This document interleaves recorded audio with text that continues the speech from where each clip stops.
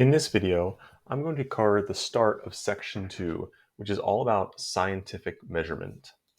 Specifically, in this presentation, we're going to cover significant figures, which is all about how exact a measurement is.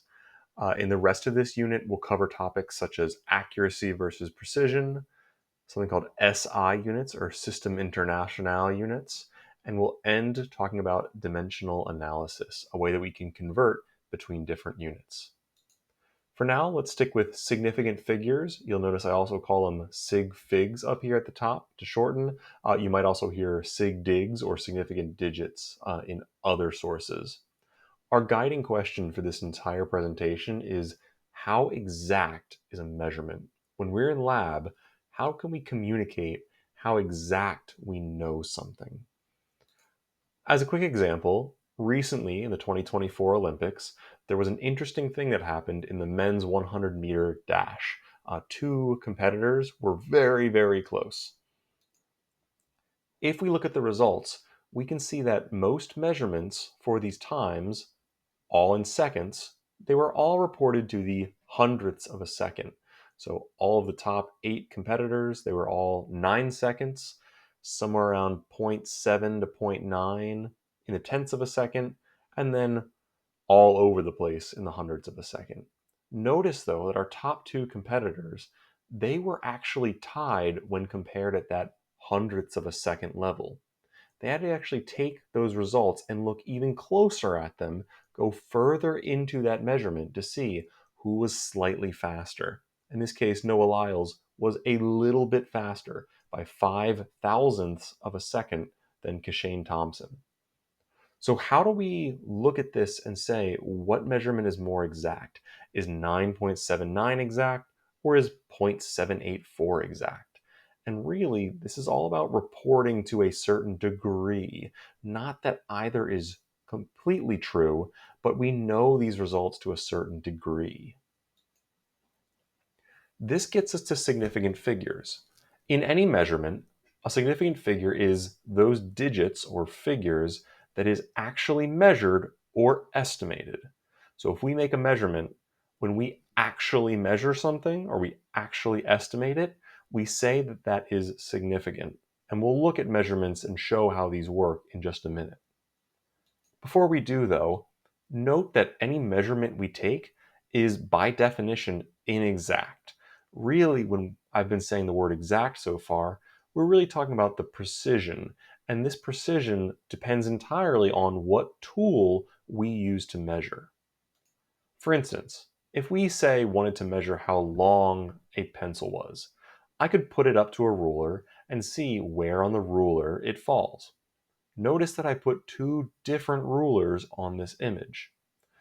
On the ruler on the top, you can see that each inch, we'll call these inches since they are unmarked, each inch is subdivided into 1, 2, 3, 4, 5, 6, 7, 8, 9, 10 different subdivisions, whereas the ruler on bottom only has that inch to inch subdivision. In each case, both with the top ruler and the bottom ruler, the pencil is the same length. However, the ruler on top lets us see that it's 2.12345 and a little bit, and the ruler on the bottom lets us see that it's 1, 2, and somewhere between 2 and 3 inches. Notice that this second digit here in the 2.5, that's an estimate. We're saying that it's somewhere between 2 and 3. And the ruler on the top is somewhere between 2.5 and 2.6.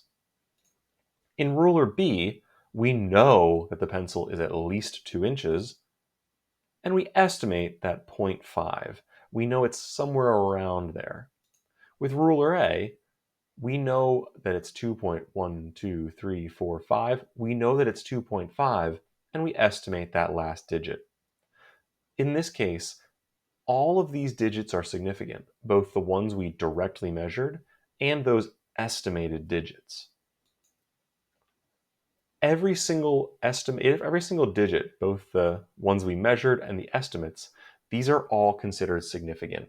What this means is that we know that they are true according to our instrument. We actually performed that measurement. If we look on this example, we can see that all of these are considered significant figures, but they depend on that instrument that we used. Now let's cover a couple of rules for significant figures. Our first rule is that all non-zero digits in any measurement are considered significant. If we look at this first example, this 32, the 3 would be significant, and the 2 would also be significant. I wouldn't have reported them if I hadn't actually measured them. In a number like 1.22, again, they're all non-zero digits. I wouldn't have said 1.22 if I hadn't actually measured the ones place, the tenths place, and the hundredths place. And in this final decimal, again, I see all non-zero significant digits, so this would have 1, 2, 3, 4, 5, 6, 7, 8 significant digits. They're all being measured. We're getting into the odd part of significant digits, where when we have zeros in the middle of the number, we also consider them significant. If I look at a number like 101, this 0 in the center, where we would see something in the tens place like 10 or 20, even though it's 0, it's holding the place of a number that we measured. We would expect to know that this is actually 0. I can measure in the hundreds place, and I can measure in the ones place. Therefore, I definitely measured in that tens place. It just so happens that we haven't yet reached 110 or 111 or 121. In this second number, same idea, 1002. If I can measure in the ones place and I can measure in the thousands place, I can measure in everything between. And this also holds for decimals. If I say 2.005, because I can measure down here in the thousands place, I can also measure in the hundreds, tens, and then obviously we've measured in that ones place with that number 2 there.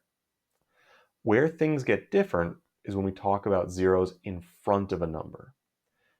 All three of these examples are decimals that show that there are zeros in front of our measurements: 0.5, 0.147, 0.0099.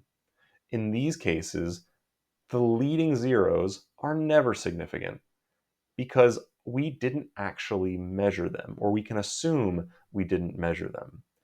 In these cases, this would be like using instruments where they have measured very small quantities, or they can only measure quantities less than 1, or in our final case, less than 100th. So if I go through these, 0.5 would have one significant digit because it has a leading 0 that doesn't count and a 5 that does. This second number would have 3 significant digits. The leading 0 doesn't count. The 1, the 4, and the 7 do. And in our last example, we'd have 2 significant digits. None of these zeros in front count, but the 2 digits afterwards do. The oddest rule in our last one, with trailing zeros, we've talked about leading zeros. Trailing zeros, those at the end, sometimes they're significant and sometimes they're not. If they follow a decimal, they are significant. For instance, if I have the number 1.0, that 0 is going to be significant because I would not have reported it if I couldn't actually measure it. If I measure something as, say, 1 inch, I would just say 1. But if I can tell you it's 1.0 inches, it's in the tens place, it is very, very close to 1, I would actually report that 0 because I have actually measured it. So this number, because the trailing zeros after a decimal, would have 1, 2 significant figures. Similar with this 1.50, I would only report this trailing 0 if I had measured it, so this would have 1, 2, 3 significant digits.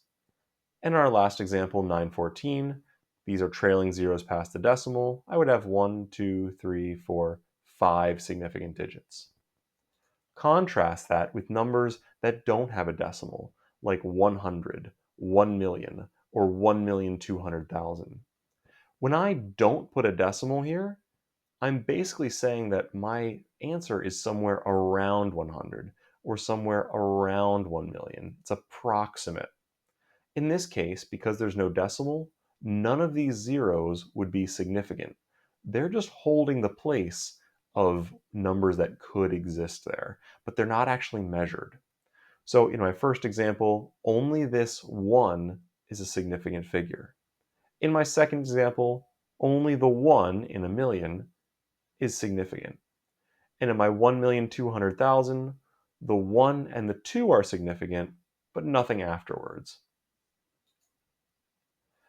Those are our rules. However, if you'd like a procedure to kind of go through counting significant digits, the easiest way is to first say, is there a decimal point or is there no decimal point?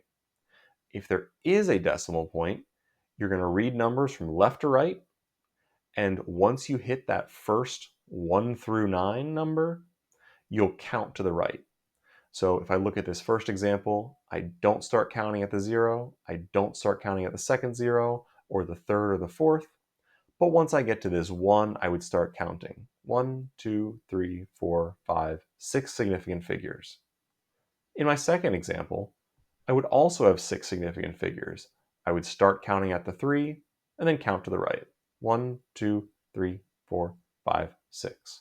All 6 digits are significant. Note that both of these have trailing zeros, but they're after a decimal, so they do count. The other situation, if there's no decimal point in our number, we're going to read things backwards.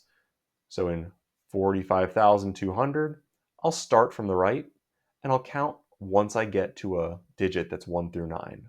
So not quite there, still a 0, not there, still a 0.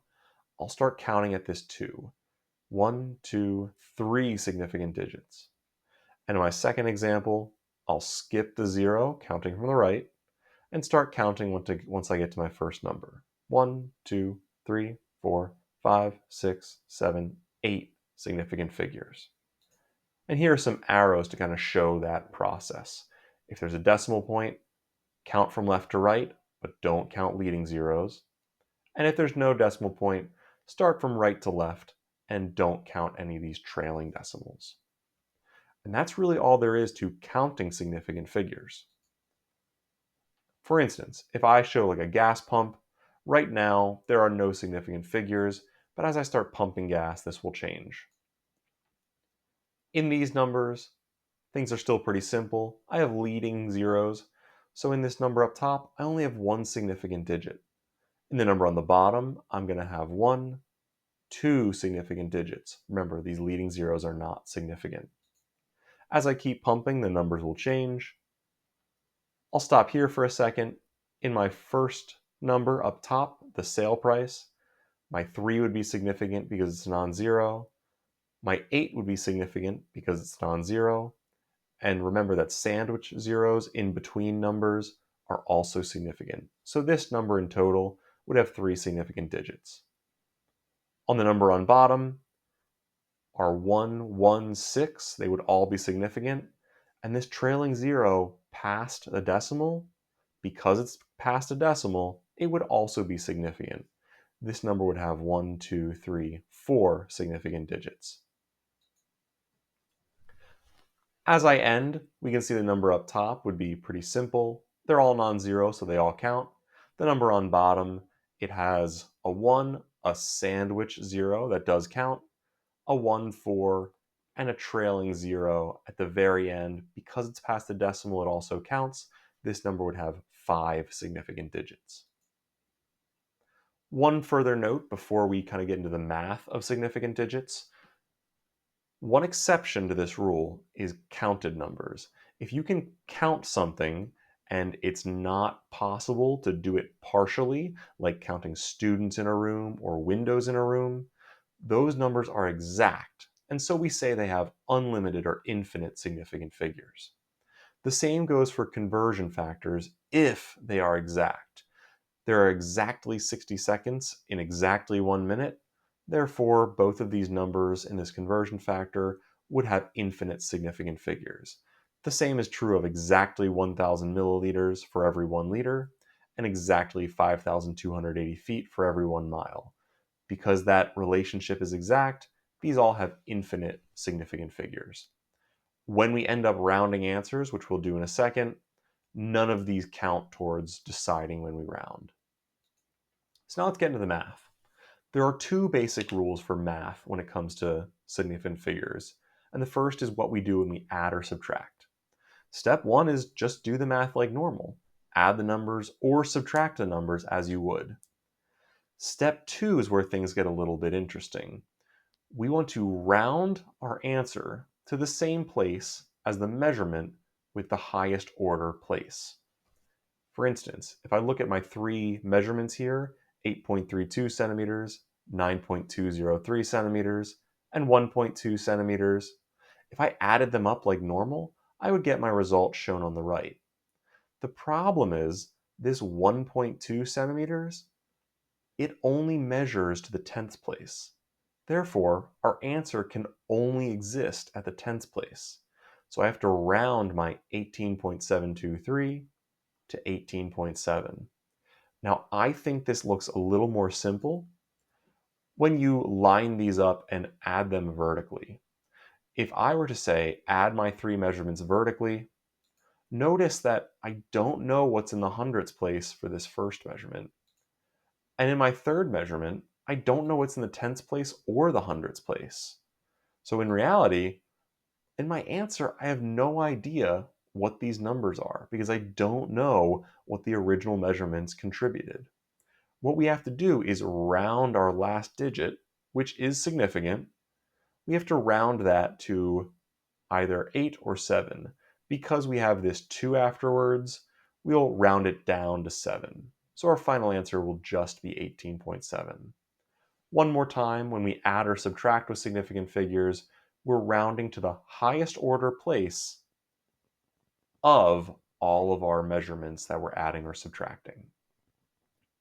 The rule for multiplying and dividing is a little simpler.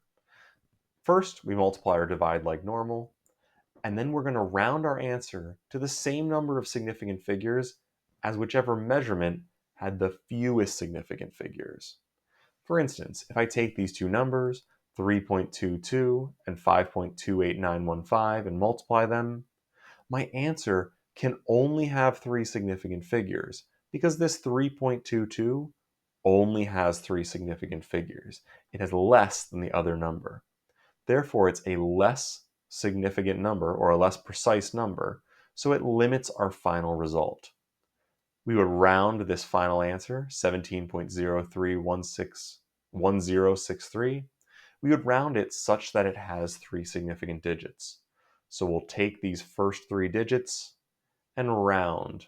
Because this 0, the third digit, is followed by a 3, our answer would round down to 17.0. And that's it for our intro to significant figures.